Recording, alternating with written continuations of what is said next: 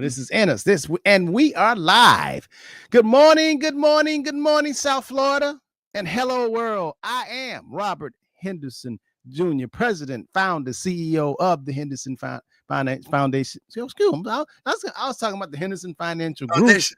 That's why I said foundation. Well, you do have a foundation, Robert. You know that. Yeah, we got a foundation. And joining me live here, all the way from Ooh, Kingdom Studios, is yeah, my back. friend, my buddy, my man, my brother from another mother, Mr. James T. Thomas. How you doing, my brother? Man, this is the first time I think I've been back in the studio in weeks or months or whatever. But I'm back for a moment, and I'll be out in 48 hours. I'll be gone again. Well, I tell you, doing it. Hey, man, thank God for good health, Rob. Thank God for keeping us safe. It's something I was sharing with a friend, and I said one of the best things in the world for me is when you don't have a clue as to what you're going to do, but you're trusting God to take care of it all. And Rob, Woo! Rob. I mean, it's almost, as they say, it's like jumping out of a plane without a parachute, but knowing that somebody is going to jump out behind you and go catch you. That's right, gonna catch you. And that's faith. Whoa. As a matter of fact, my friend that I was talking with about that, he said, James, that's courageous faith. And I said, Blind faith. I'm gonna have to use that one. and speaking of which, Rob, I was thinking about when I was driving into the studio today. I said, I'm going to ask Rob at some point in the show, because people are nervously, fearfully living day by day. Many of them are now. And any suggestions that you have of what people can do, not just from a mental state, because it does take that faith, but even from a financial state of things that they can do to prepare to go through these difficult times. Because, hey, man, when people, quote unquote, lose their jobs, and we know what a job is for some people, but when they lose their jobs or family members lose their jobs. See, I don't think we ever think about that. People that we care about, when they lose their jobs, when they lose income and they have families to take care of, all of a sudden you've got to reach out to family and friends, man, because there's some people who can go through these times and say, I'm going to look at the other side rather than where I am. There are many people that have caught up in the news and what people are saying and what people are doing and what they're trying to anticipate somebody's going to do. Man, I know we don't worry about that, but there's some people who really, really worry about that. And there's some families that are desperate right now. Yeah, and there's something that says, what you have feared have come upon you. You got to be careful how you think, your thoughts, your fear, because fear will attract whatever you fearful too. So you don't want to get involved in that. Now, you asked me about, there's a lot of people losing their jobs, the government shut down. And it's funny thing how this government shut down and the stock market still making new highs. Although yesterday, when Trump came out on social media, he's the first president that uses social media to say what's on his mind, and the markets react. And now he's getting into this piss fight with China again. And a lot of the goods from America comes from China. And it hurts. That means cost of things and stuff and products are going to be going up, and people losing their job too. It's amazing how the stock market is, and this system that we have, this capitalist system that we have, and it has worked so far. This capitalist system since the founding of America, it's an economic system with supply and demand, and it corrects itself. It's supply and demand, and it's amazing how when people lose their jobs from corporations, the stock market go up. And people might say, why in the hell is the stock market going up? That's because the corporation still making money, but now it has less mouths to feed. It don't have as many employees to pay. So therefore, the way the system is set up, the company's going to keep more money. You know what I mean? It's like if you have 3 wives and then you get rid of, I shouldn't say that. If you have one wife and you have, if you have one wife and you have 3 girlfriends, and all of a sudden, you come to your senses and say, damn, this is expensive. And you get rid of the 3 girlfriends and then you just have one wife. The wife has more to go circle, to go around with her. I mean that analogy is true. And I'm sorry if I hurt some people with that analogy, but you get the point, right, James? We get the point, Rob. We do. Right. Yeah. So that's the way our system is set up, So you have, a corporation, a business, and it's making money, it's have a service or a product, and if it cuts half its staff, that's less money to have to divvy out. Means the company keeps more money. Means they're gonna have more profitable. It's going to be more profitable, and people that invest in that company are going to make more money. That's the kind of system that we have in America, this capitalist system with supply and demand. And it's been working, but it's like playing chess and not checkers. Now, for people who are getting laid off from their job, now I am a believer that the creator who I serve makes no mistakes. I truly believe that whatever comes your way, it's in divine order. Believe it or not, I really do. And I do believe that if it doesn't kill you, it's going to make you stronger, wiser, and better, and you should learn something from it. Otherwise, it will continue to repeat itself. In other words, if you're in the 3rd grade, if you're in the 2nd grade and you take the test to go to the 3rd grade, if you don't pass, you got to repeat the 2nd grade. You don't go forward until you've learned something. There's always something here for us to learn. Now, there are some people that, go to work and they spend all their money and then they get fired. Next time they get a job, they should know not to spend all their money on things and stuff. All of this stuff is a lesson to us. And I do believe, even though you got thousands of people that are losing their job, I don't think all of them going to commit suicide. And the ones that do commit suicide, maybe that's in divine order. We'll catch them on the next life. I don't know. But what I do know, hopefully they have an IUL. Right? Hopefully they have IUL. Hopefully they have an insurance, life insurance, a whole life, an index universal life. Hopefully they have something. But then again, that too is a lesson, because if they don't have it, the family will suffer.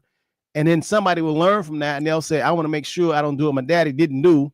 So I'm going to make sure I have insurance for my family. So we learn from a lot of our mistakes or mistakes from other people. We should. If we don't, then we will repeat that mistake, like going back and not, staying in the 2nd grade and not going forward.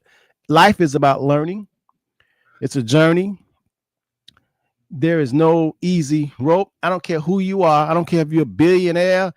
We're going to always have things and stuff. You, Robert Henderson, hey, listen, I have things and stuff, baggage, all kind of stuff I got to deal with. Remember, I got 5 children. I got 5 grown children. That never goes away. I have a wife, and then I have family, and then I have a car, and I have a house, and the roof will leak on my house, and I can leaks on your house. You know what I mean? So I don't care. So money itself, don't ever think that you're going to have enough money where you have no problem. That's crazy. Don't ever think that you can get to a certain point where you have so much money and it's heaven. No, you're going to always have stuff. I don't care if you're a billionaire, you still got stuff to deal with. I want to make that plain. That makes sense, James? Hey, Rob, true. As a matter of fact, sometimes the more you have, I think somebody wrote a song about that too. Hey, the more you have, the more problems you have, because you've got to deal with it and everybody that's connected with it. So yes, I totally do agree. And with hearing one thing that you said, Robert, that I certainly would like for people who are in the chat, if they comment on it, to comment, because what you're saying is thought and speech creates things. Now, I know people don't believe that, but if you stop for a moment and think about it, everything that is at one time did not exist, but it was a thought. And someone spoke it, and here it is. So you're going deep. Well, but Rob, hey, so I'm trying to say, because I don't like to have conversations about what Congress said or the president said. I don't get into those conversations. I really don't. And sometimes when people come on, if I'm watching something, sports or happen to TV, you know something? I'm enjoying watching TV with a mute. Even with sports, man. Hey, I want to watch the game as if I'm sitting in the stadium. I don't need all that commentary that everybody, you know, whatever it is. And I'm not knocking what people do and how they handle the game and promote the game. But I'm just saying there's some things, Rob, because if I take that in, what Congress says, what my friends may say, or what, oh man, this is happening. That to me, that's like eating poop. you know, I don't. Hey, Rob. Wow, that's pretty deep. That's like eating poop. Oh boy, that's Rob, pretty graphic there. That's gonna mess you up, man. Rob, that is. I'm serious. Think about it. If every time you talk with somebody, you know, you're talking about, oh, they did this, they gonna do this. They say they gonna do this. Oh, come on, man. Well, I guess I'm just wired a little different. Well, I mean, you know, you say that's like eating poop. I mean, that's pretty graphic. That's what I said. That's, you know, And I don't do that. I understand they say dogs do it, but that's not on my appetite, bro. But I'm just saying you're eating. Well, I should say garbage. Then forgive me. well, we get the point. We get the point. We get the point. We get the point. Forgive me. I shouldn't have used that. I shouldn't have been that graphic. But it's like eating garbage. No, Yeah. no, but you get the point. You know, you made it stick home. You made it hit home. You made a big point. So we got it. It's not good for you. That's the point. All right.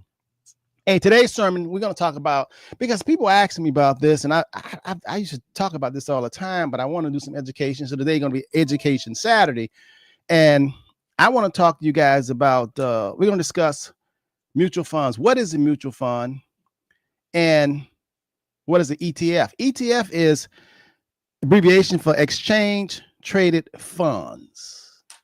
Exchange traded funds. James, you think that's complicated to talk about exchange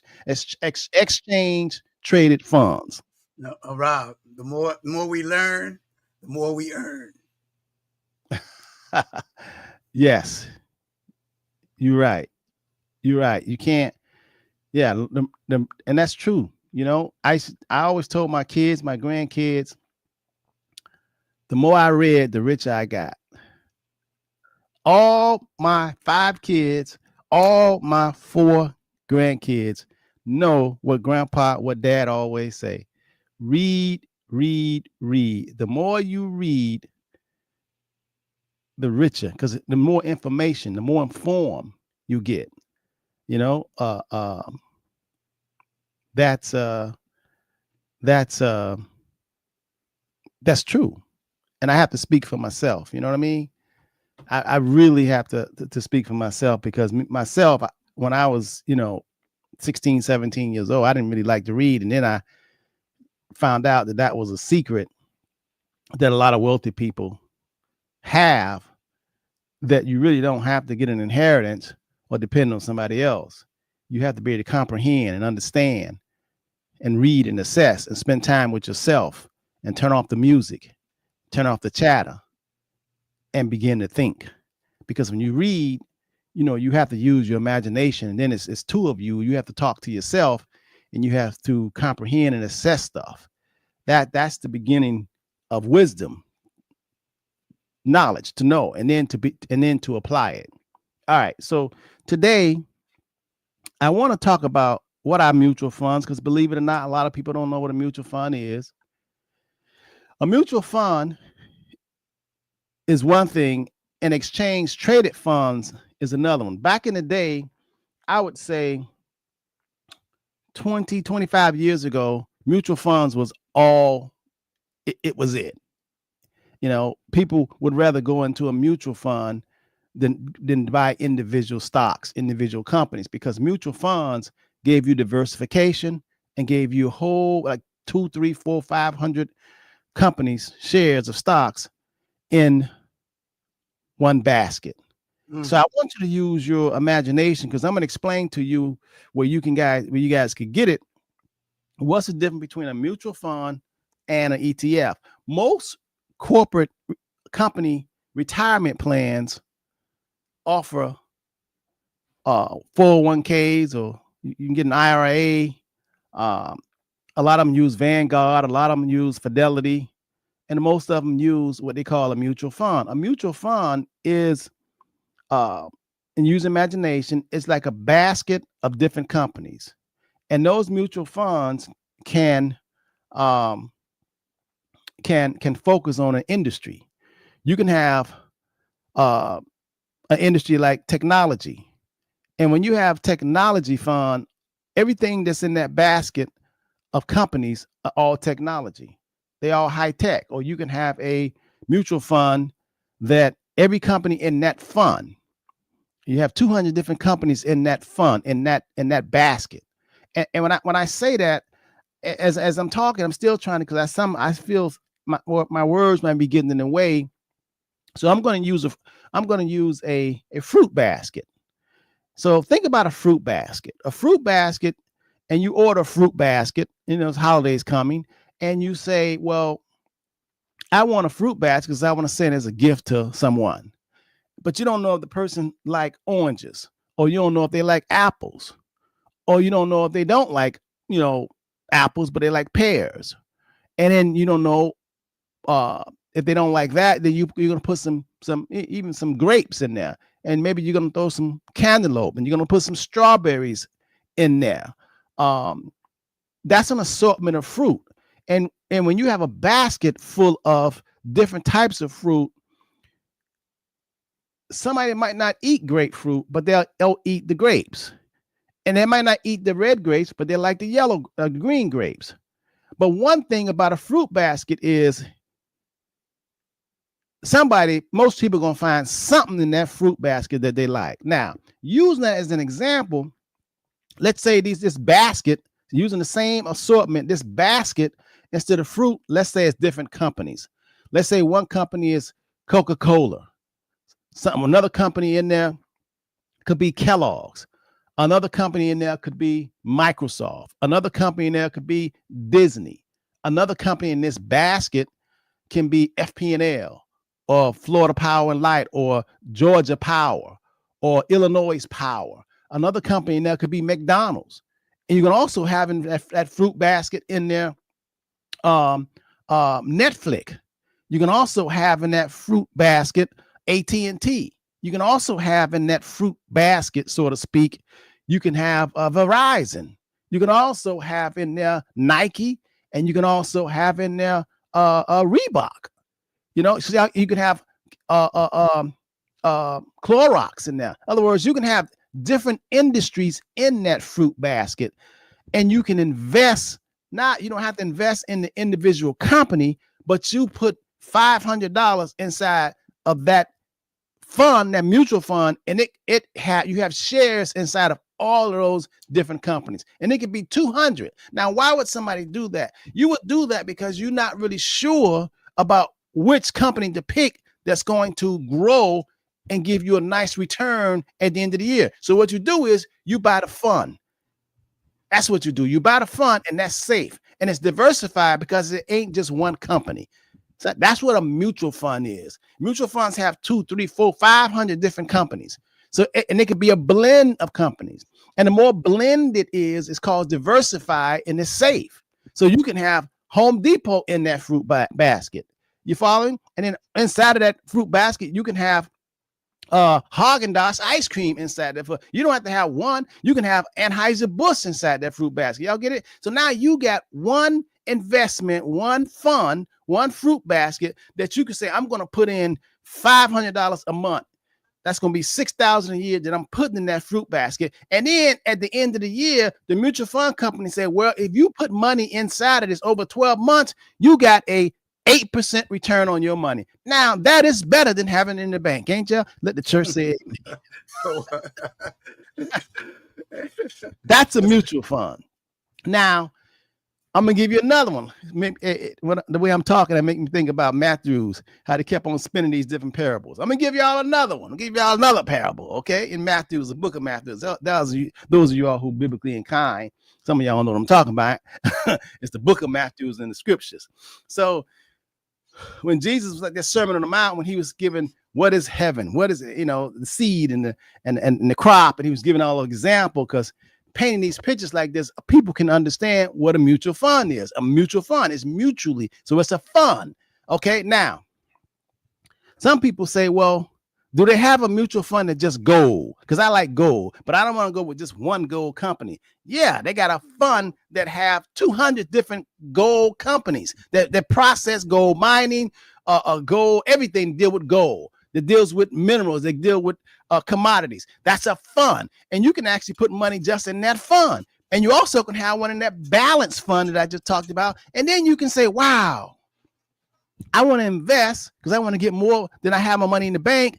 Do they have something, a fund that just concentrate on utilities? Because we know everybody needs utilities, everybody needs lights, everybody needs electric. All 50 states have a big powerhouse that deals with the electricity in that state. And we know they ain't going out of business, because if all utility companies go out of business, we in darkness. So I want to invest my money into utilities companies, and they average, 9% a year. That's so enough better than putting the money in the savings account, earning 0.2%, not even a quarter, not even a half a point. I might as well put my money with them. At the end of the year, I'm gonna get 8-9%.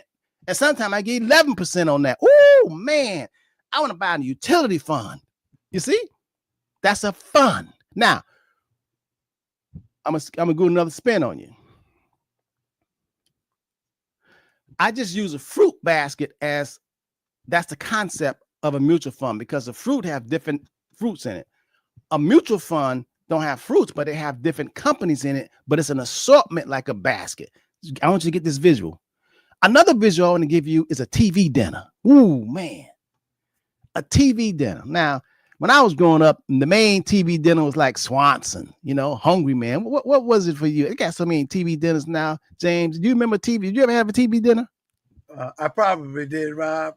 But remember, it's been so long since I ate meat, and I'm sure all TV dinners had meat in it. So, no, but they got some vegetarian TV dinners now.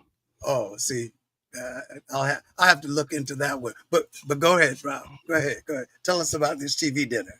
So the different TV, if you go in the grocery store, man, they got more different. They got a TGI TV dinners. They got it ain't just Swanson.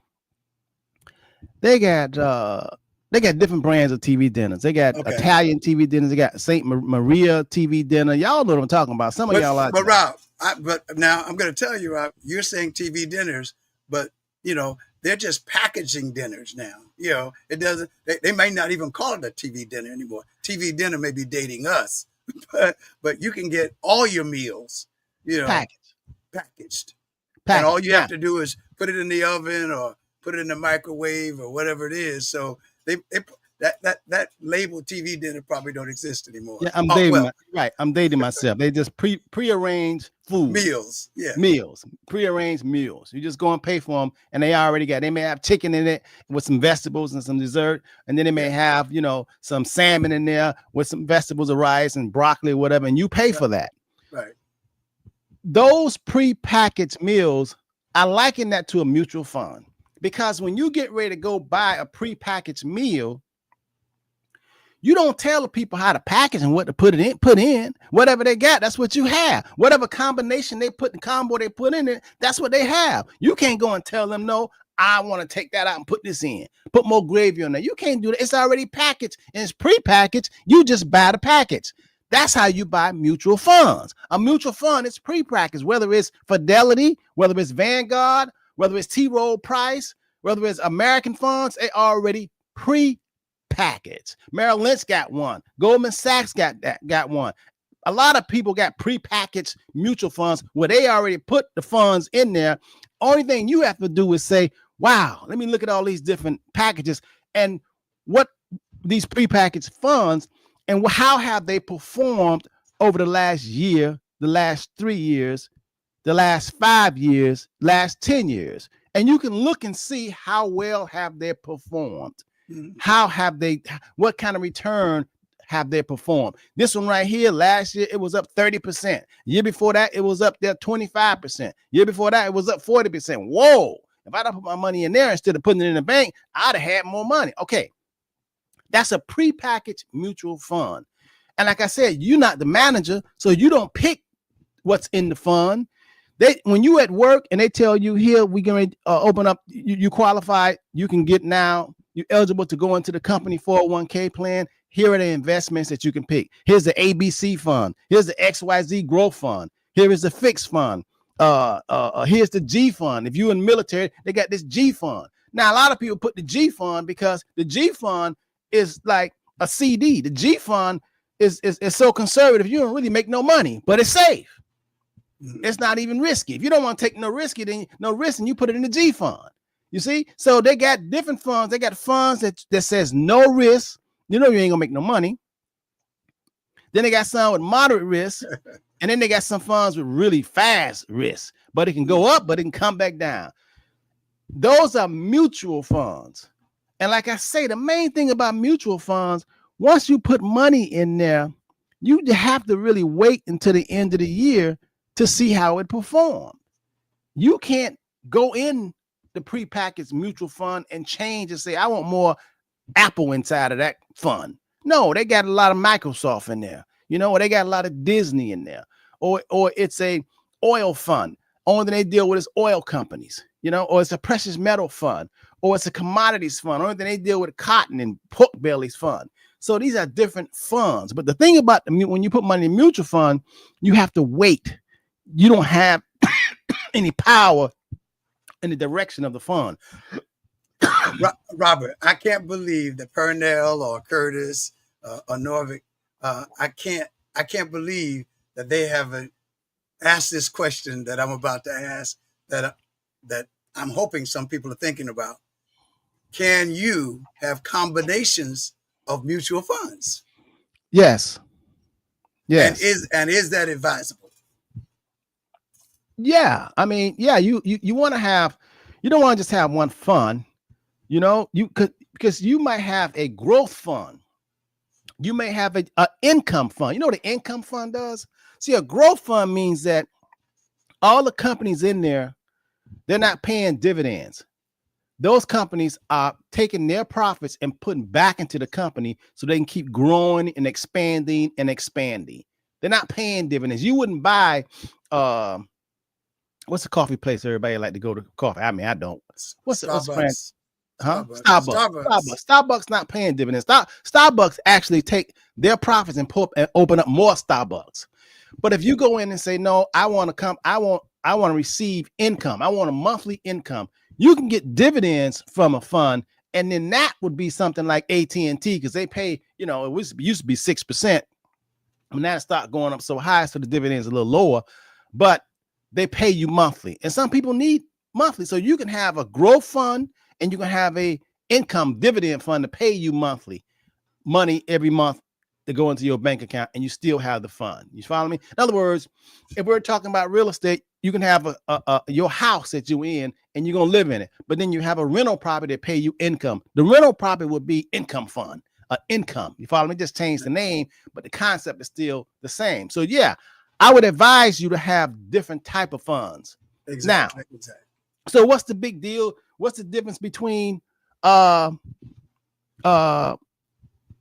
mutual funds and an ETF, exchange traded fund? Well, they look the same. They all package an exchange traded fund. The only difference is when you buy an exchange traded fund, let's think about the fruit basket, or let's think about I want to say TV dinner, but the prepackaged meal. You could buy this prepackaged meal and you can buy another one. And if you see the value of the prepackaged meals going up next week, you can sell them yourself and take the profit. You can't do that in a mutual fund. In a mutual fund, you have to put your money in there and just let it go for a year. Just let it long term. Exchange traded funds, you can trade them like a stock. Even though they may have 2 or 3 different 100 companies in one basket, but if that thing go up, you can say sell it and take the profits. Isn't that something? That's the difference between mutual fund and exchange traded fund. When you see exchange, you mean trade this. People trade that. They trade that just like, stocks go up, they sell it. When they go down, they sell it. You know, mutual funds you don't do like that. Mutual funds you get into it and you set it and you let it go for 2 years, 5 years, and especially if it's performing well, you let it go for 10 years. Some people have mutual fund. I got people that have mutual funds for the last 25 years, man, the same fund, and it's a growth fund, but they have not just one; they have 3 different growth funds or income funds, but they kept them for the last 25 years. You follow me? Yeah, because even when you with the exchange funds, what most people don't think about when they pull that money out, what am I going to do with the money? Well, See, you can, and if you have, because a lot of times, Rob, we just saying, well, that's where the Henderson Financial Group comes in. If I had made this money off this exchange fund, and hey, I'm going to pull out, I want you to tell me, based on my portfolio, where should how can I make the best use of placing this money, either in another fund or a mutual fund or one of the other funds that I have. But you got to have a place to put it rather than just have money or just sitting there. So am I correct? Yeah. You're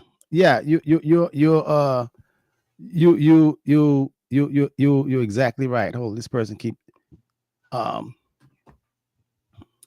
yeah, when you trade in exchange traded funds, you might put your money inside of a fund, a prepackaged fund, and it goes up 20% in 3 months.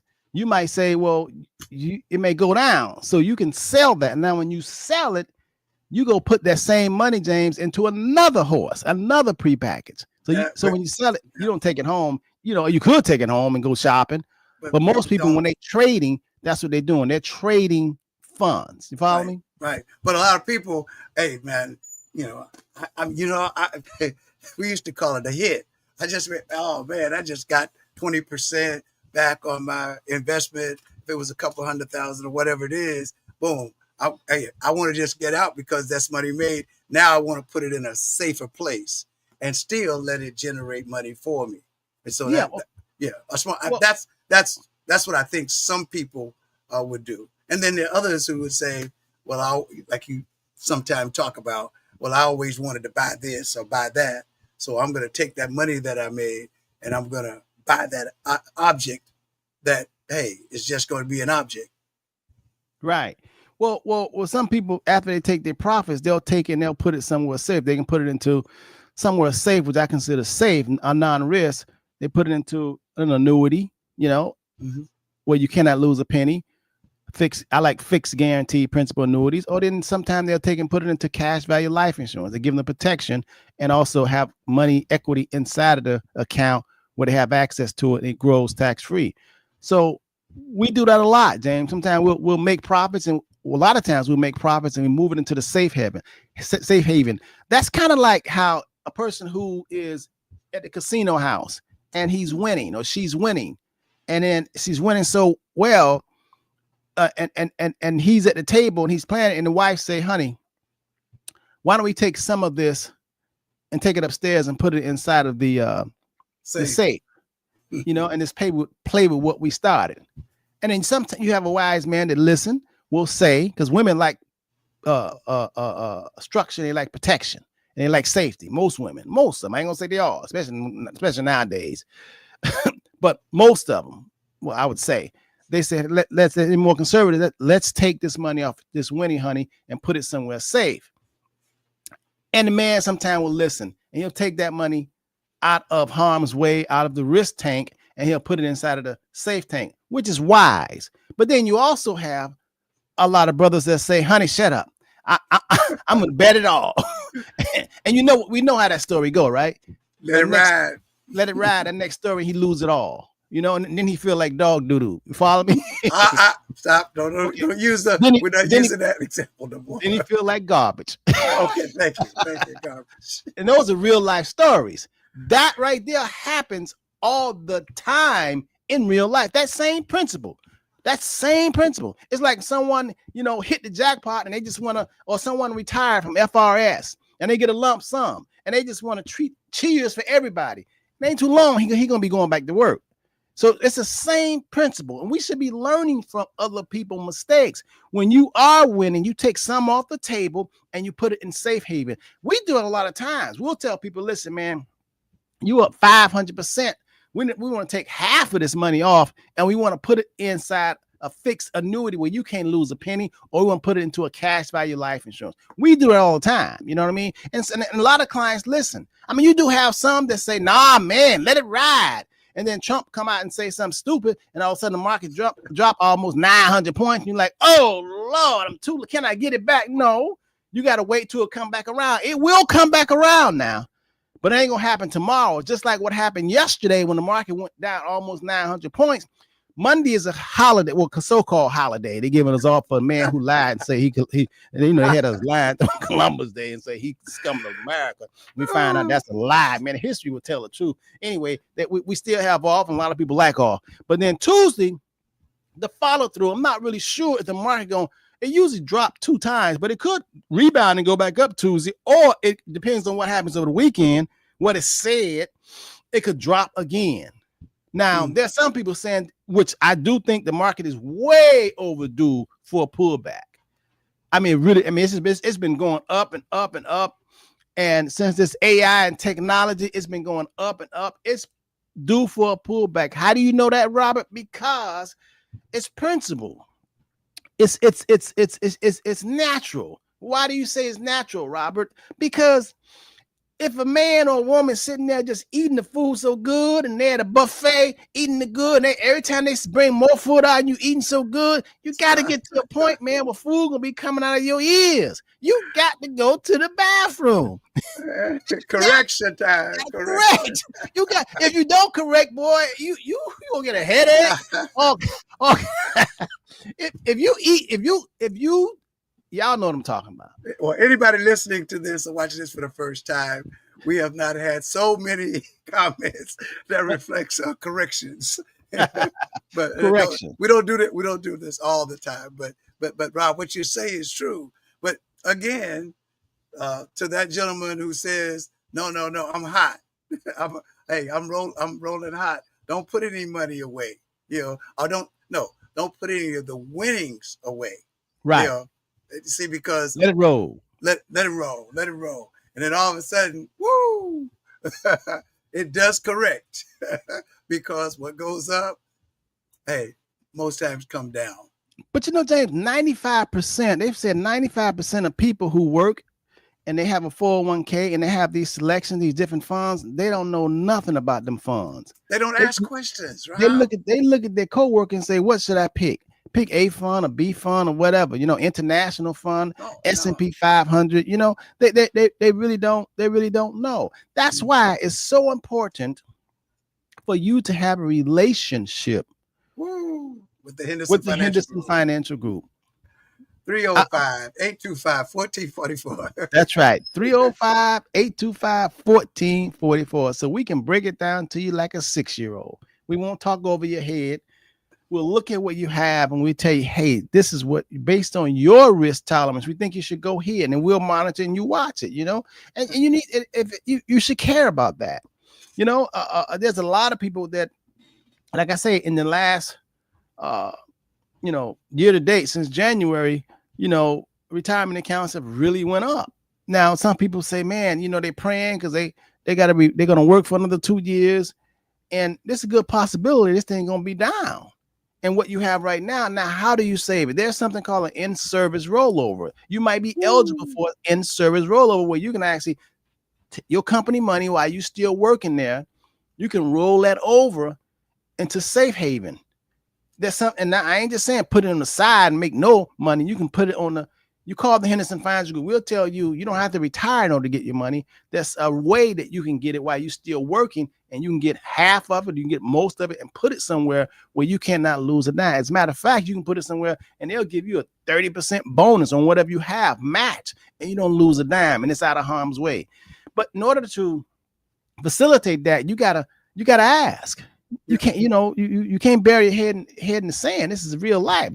This is real life. This is not a dress rehearsal. You can't go back.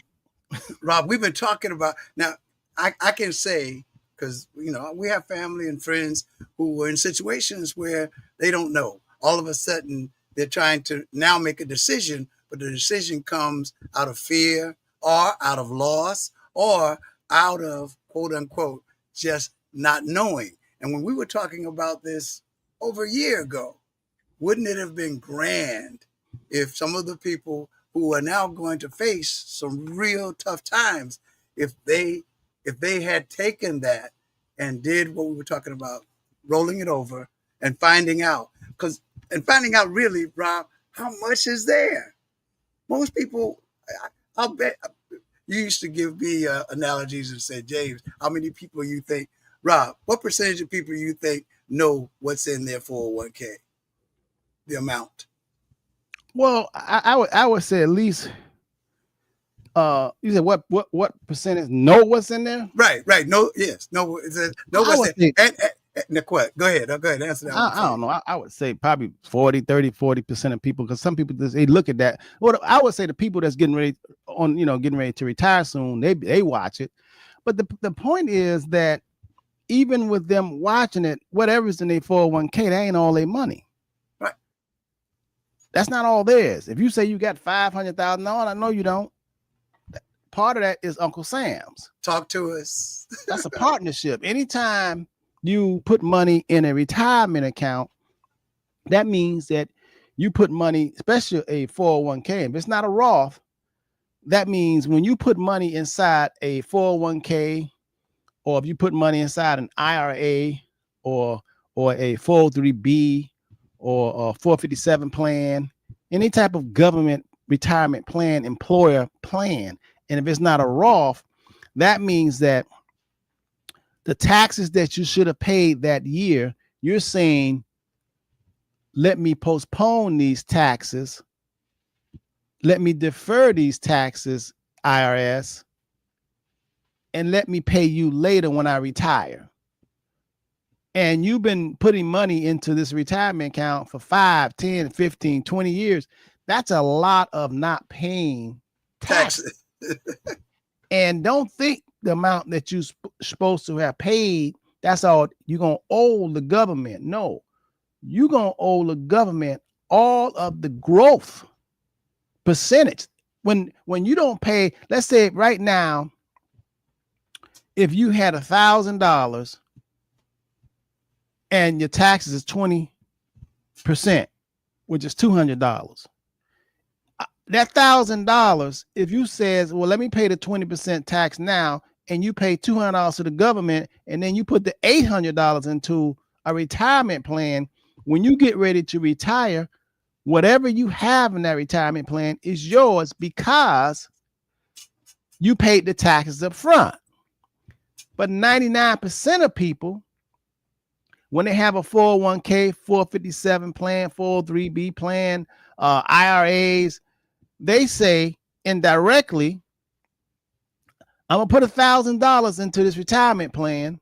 I know I'm supposed to pay you $200 right now, but I don't want to pay you $200 right now. I'm going to postpone paying you.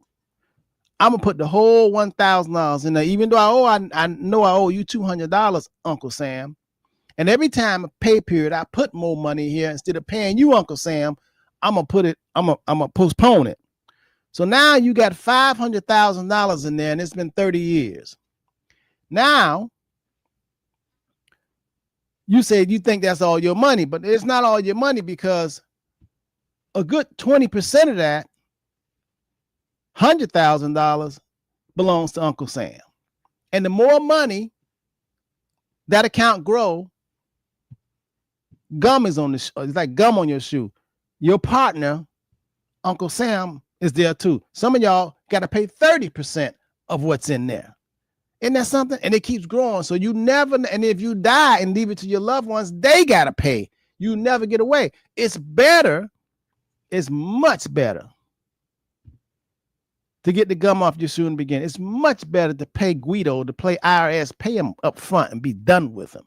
Because anytime you owe somebody a debt and you don't even know how much the debt gonna be, 5 years, 10 years, 20 years, you don't know what rate they gonna charge you. In a sense, that's insane. That's insanity. But 95% of people do that. They don't even know. Would you borrow money from me, James T., and I tell you I'm going I'll let you know what the interest rate gonna be. I'm gonna let you know the interest rate gonna be and how much the tax gonna be later. Later. I mean that's what a 401k is. You telling government I owe you, and the government say, okay, whatever we say, because government regulates the taxes. They can say on all IRAs, all 401ks, all retirement accounts, we want 50%. Who you gonna call? Who? Ghostbusters. Who you gonna call? Who? Supreme Court gonna say, no, you gotta pay it. No, if they say we want 95% of all retirement account tax, who you gonna call? What you gonna say? Who you gonna fight? Who? So a lot of wealthy people, they don't like that because they know governments change every time presidents change. They know tax changes every time. So they people, you work hard for your money. You want to have as much control as you can get. You don't want to leave it up to Guido, IRS, and Congress people. Oh Lord, Congress. Don't even talk about them people. Oh Lord, Jesus, Congress. And y'all keep electing them every year, and they just some buffoons up there, and they all got benefits and retirement and insurance, and y'all don't have it. Isn't that something? And y'all put them people in office. You should run them all out of office. Run them all out. Put somebody in there. They should have whoever you elect for Congress. If they don't do nothing in 4 years, all of them got to go and get a whole new different one. But no, some people keep voting. I don't understand. People keep voting for the same people to represent them, and they just smashing them. Y'all vote for people that take y'all benefits away, and y'all keep re-electing them. No wonder they think you're crazy. No wonder they do what they want to do. But hey, y'all do it parties. Y'all do this because this person's Democrat, this person a Republican, and all of them getting rich. Boy, people are hitting me up here. Hey, if you're watching this and you don't want to get in the chat, don't text me. But if you're watching this and if you're in the chat section and you got a comment or question, make it. Okay, we're not gonna hold it against you. Robert's not gonna get vulgar. No, I really am a nice guy. Say what you're thinking anyway. Or wait, better yet, say that you have a friend. I admit when I mess up, and my first words is not I apologize or that I'm sorry. My first word is forgive me.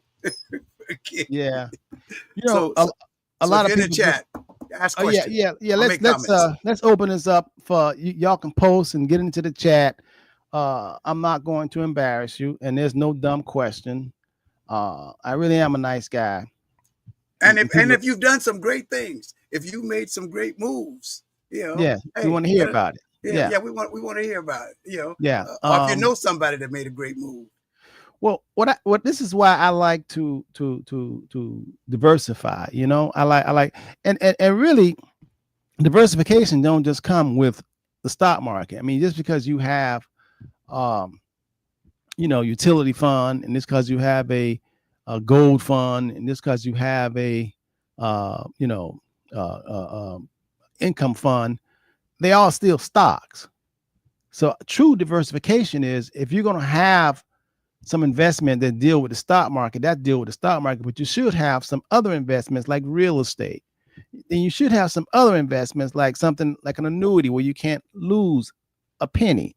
And then you should put some money inside of I always say just put some money in cash value life insurance. Now, y'all look at life insurance as death insurance, but I don't really look at life insurance that way. Otherwise, I couldn't put a lot of money I put into life insurance. I don't look because I don't plan on dying. But just in case, it's going to quadruple, what I put in. It's insured, I mean, y'all insure your cars. I mean, you insure your house, so you definitely should have your insurance on your life. But I don't like to just have death insurance. I like to have I like everything working for me. So if I'm going to buy some life insurance, that life insurance better be working for me and giving me some living benefits, not just when I'm dead. I want to see what it's going to do for me while I'm alive. So that's the kind of life insurance that we like. Life insurance that work and we can use while we alive, not no death insurance. That's why we don't really advocate term insurance. But if you don't have money and you want to have some coverage, then term is good. The problem, what I tell you with term is you stay too long. If you got term 20 years ago, it's time for you to switch over to something permanent because that term gonna run out. It's gonna run out. It really is. And the longer you keep it, the more expensive it is. They don't tell you that because it starts off cheap, but it's a sucker's move. You can't stay too long. And I liken that to, if you're on a road trip, it's okay to stop and pull over and go, to the rest stop. It's so, if you're on turnpike, what do they call those rest stops when you're on turnpike? You want to go get gas and rest areas. Some of them are rest areas. You want to go in there and go use a restroom, and you want to get something to eat or whatever, and sit down, rest your leg. But you can't stay there. you got to get going. If you stay there, you're gonna miss the mark. So term insurance, most people they play it wrong. I used to have term insurance when I was younger, and I didn't have nothing, but I had 2 kids. When I was 23 years old with 2 kids, I had to get $1 million coverage just in case, I don't develop, or all of a sudden, I wake up dead. And I had them 2 kids. So I got $1 million coverage, and it cost me $300 for the whole year when I was, 23, But then after 10 years, I had it, and I got, okay, I ain't dead. And it's been 10 years. I done gave them people $3,000, and I ain't got nothing in the kitty because I ain't died. Okay, I see how they doing. Okay. So when you buy term, you betting you gonna be dead. But if you be dead before the term end, you win. But if you buy the term and it's a 20-year term and it's 19 years and you've been paying on it for 19 years and it term out in 20 years, if you don't die next year, you lose. Because the longer you live, the term over, you ain't got no more insurance and all your money gone. Rob, you said if you dead, you win. No, if you dead, they win. You talking about your family. You talking about your family. Yeah. They win. Yeah, your family win. Yeah. Yeah. But Rob, wait, because we're running out of time. And one thing I think I remember when we talked about ETFs once before, you also brought up arbitrage. Didn't you bring that? Didn't you bring that in with the? In one of our conversations. No, not today. But I'm just saying, how did it connect then? Because was it with ETFs or was it just you just used the arbitrage example? Well, the fancy word arbitrage is anytime you could. I'm gonna tell you what an arbitrage is, and we all live in arbitrage. We do it every day. Arbitrage is if you have any money sitting in the bank, checking account, savings account, and you feel safe. You got $10,000 sitting in the savings account, you feel safe. Well, the bank is doing arbitrage on you. How? Well, the bank is paying you that $10,000. They're paying you 0.20%. That's not even 0.5% for the year. So now the bank giving you 20 cents on your $10,000, 20 cents. Yeah, 20 cents on your $10,000. They take your $10,000 and they invest it and get 6%. So the bank has the right, when you deposit your money in that bank, they can do whatever they want to do. They can take your money and then the Miss Sally boat loans, credit cards, 29%. That is your money. So when you got a credit card, when you got a Wells Fargo credit card or a Chase credit card and they charging you 18%, or a Bank of America charge and they charging you 20%, the people who save their money, they lending that money for 20 cents to pay to Wells Fargo. They turning around and giving you a credit card where you can charge stuff, but they charging you 18, 20%. That's called arbitrage. Arbitrage is when you can borrow money at a lesser rate than what you could take that money and get for it. That's called arbitrage. Every day, we're either a victim of arbitrage, or somebody else is a victim because we're doing arbitrage on them. But every day. All right. With that point of the exchange fund, this is why if you have that money sitting in the bank, I think this is where it came about. I just remember we were talking about it one time, and you mentioned something about arbitrage, but if that money is in the bank and you feel safe about the money in the bank, Henderson Financial Group is saying there's a safer way so that that money will generate money for you in dividends or in mutual funds. Or so you need to contact the Henderson Financial Group and say, wait a minute, because seriously, man, I know people who got hundreds of thousands of dollars in the bank. Yes. It hurts. Yes.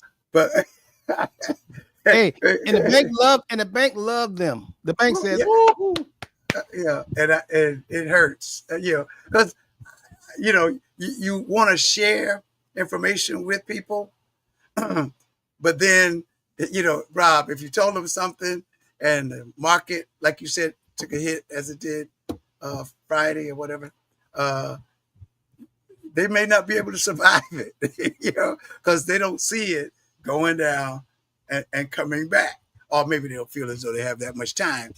But we're encouraging you to think of, somebody even just did a post, so we'll see what it says. We're encouraging you to call the Henderson Financial Group to make an appointment and just to ask the what you think is a crazy question, or just to say, hey, what can I do with what I have? And the dollar value really is not as important as you're asking, what can I do with what I have? Because sometimes you'll find out that you really have more than you think you have if you would make better use of it. I'm always reminded when Moses was told, what's in your hand? He said, it's just a stick. And then he was told, hey, raise the stick and see what happens. Right. Whoa, wait a minute. He listened. Come on. More than that, Rob, he obeyed. Yes, he obeyed. Yeah, he did. He obeyed. Well, the problem is a lot of people just don't listen, or they don't obey, and they don't have that faith, and they have that fear. Fear keeps you from doing things you should be doing. I mean, fear will wipe you out. I mean, if your money is not earning at least 3% a year, you're going backwards. Your money's depreciating. If your money is not growing at least 3%, it's depreciating. Why do you think that, like, when you go and you rent a place, every year they go up 3%? You know why they go up 3%? When you working on your job and they say, okay, you've been pretty good and you done your job and it's time for raise, we're going to give you 3% increase. When I think I was 19 years old when I started working at CBS Channel 4, and they gave me a 3% raise. And after I calculate that, I say, what the hell? What? That's a raise? But I said, this is what grown people do. This.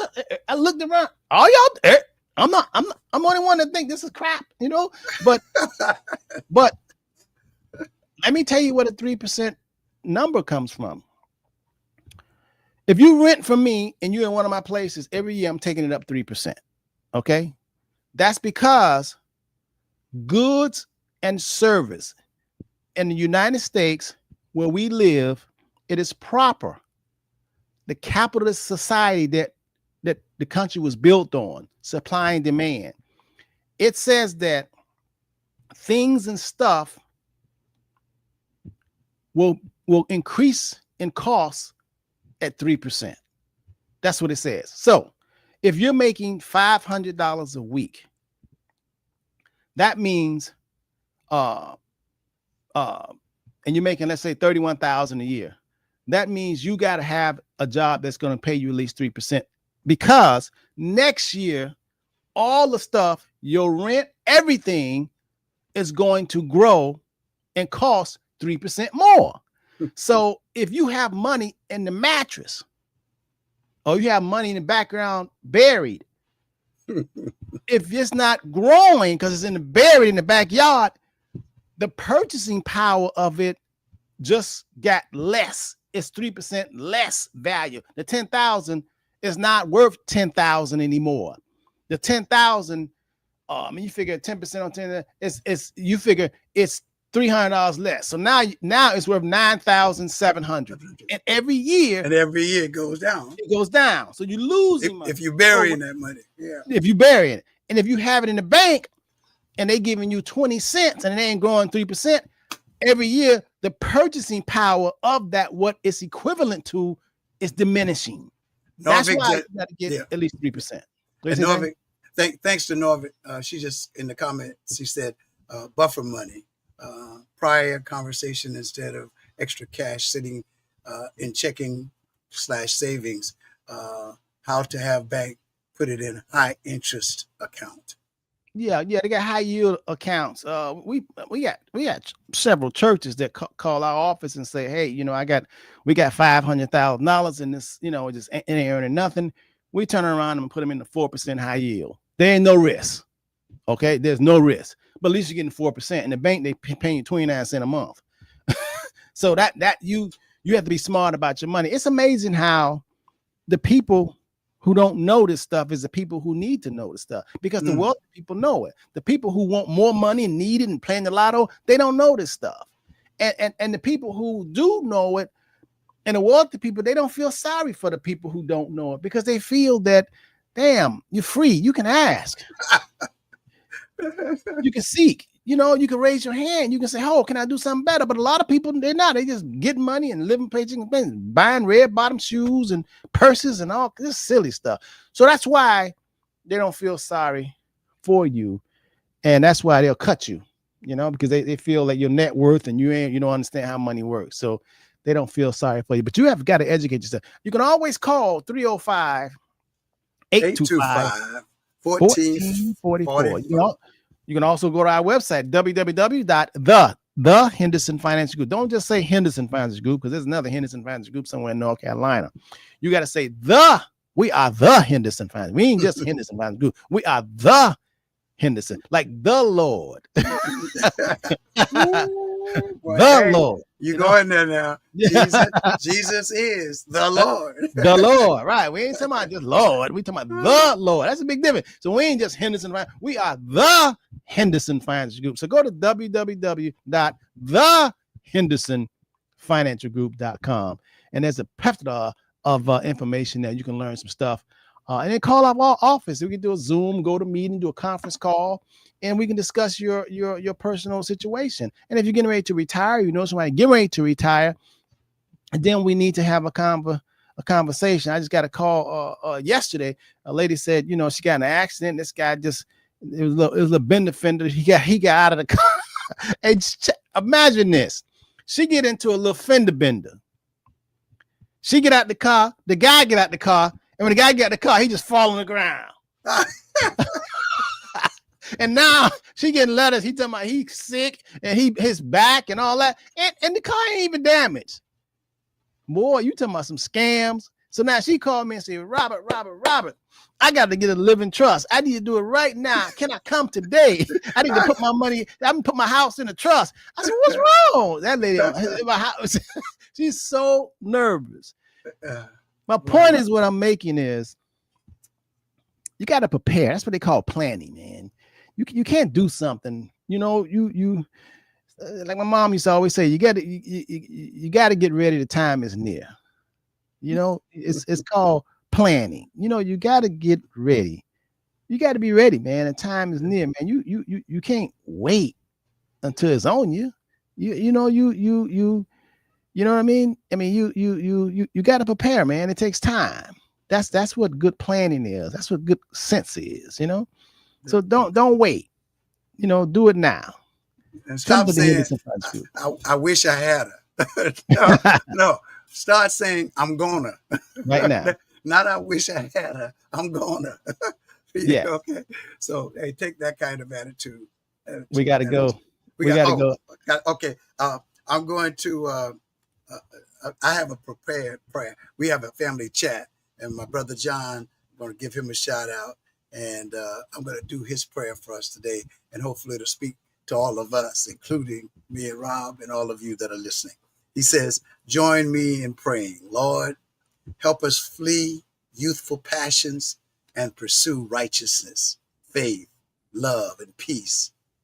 May we walk with those who call on you with pure hearts. Strengthen our resolve to live holy lives. Unite us in purpose and guard our hearts and guard our steps in truth. We seek your presence daily. We pray that prayer in Jesus' name, and we pray that it blesses all of us so that we can live a life that will glorify the real King, the only King, the King who gave us dominion over the kingdom of heaven on this earth. In Jesus' name, amen. Amen. Let the church say amen. I hope you all learned something today. What a mutual fund is. I hope you got a visual on that.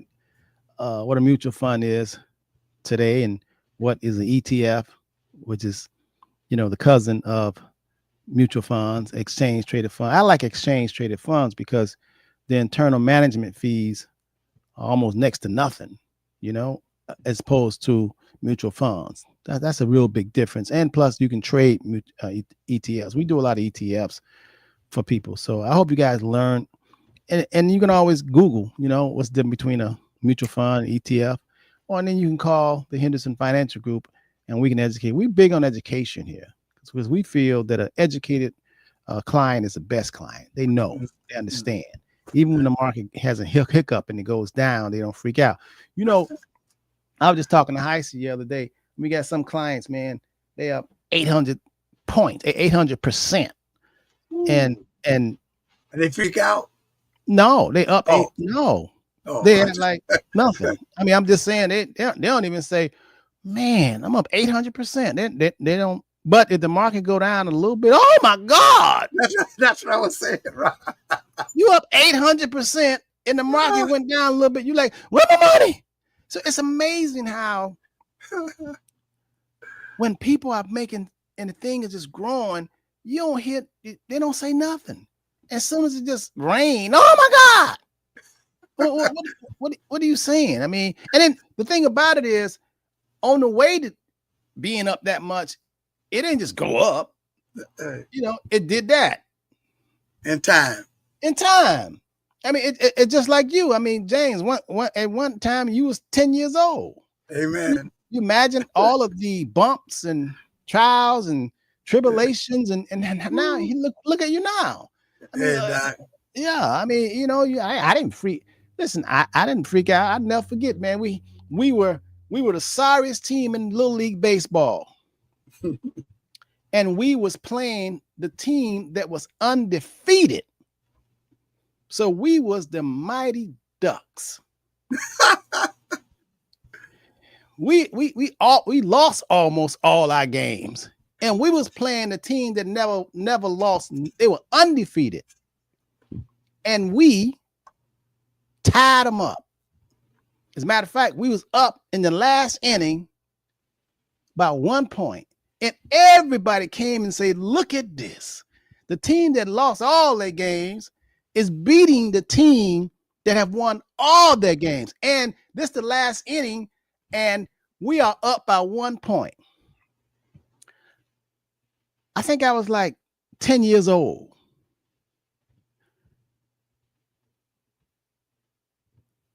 The last inning, 2 outs. A runner on the other team on third.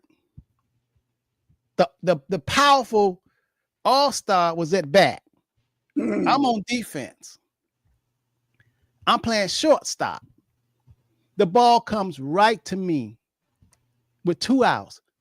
All I had to do is take the ball and throw it to first base, and we would have won. But that guy was on third base. In my head, if he get to third base, if he get from third base, if he get the home plate, we lose. Well, it's tie. It'll be a tie. Oh, it'll be a tie. Okay. The ball come to me, right? Instead of me just throwing it right next to the first base, I'm on second base. Mm-hmm. I see that guy running home. I take that ball and throw it all I can to home plate. I hit that threw to the catcher, and that guy ran the catcher over. The catcher dropped the ball and scored, and it was a tie game. and they called the game, so it was a tie. Mm. My teammate, I'm 67 years old. My teammate, who was playing outfield, every time I see him, and matter of fact, sometime he called me from wherever he is in the world To remind you. and remind me that I blew the game. And that's a true story.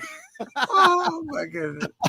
Well, nobody has blown the game. If you're here, you have not blown the game. My point is, here I am gone, man. I'm still gone. And I was an all-star. All right. Listen, man, we got to go. We'll talk later. Much love, man. Hey, y'all call. All right, talk to you guys later. Good morning, good morning, good morning.